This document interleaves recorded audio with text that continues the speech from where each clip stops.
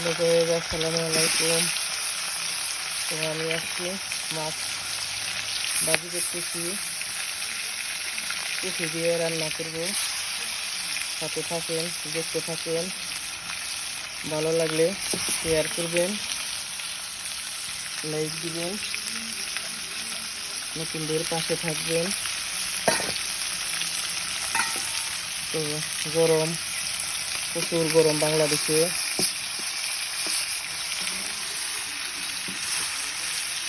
লাকড়ি চুলের রান্না অনেক সুস্বাদু খাবার, জানেনি?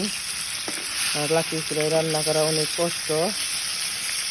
তো আমার ভিডিওর সামনে গেলে প্লিজ কেউ ধাক্কা দেবেন না, লাইক দিবেন, শেয়ার করবেন, নতুনদের পাশে থাকবেন।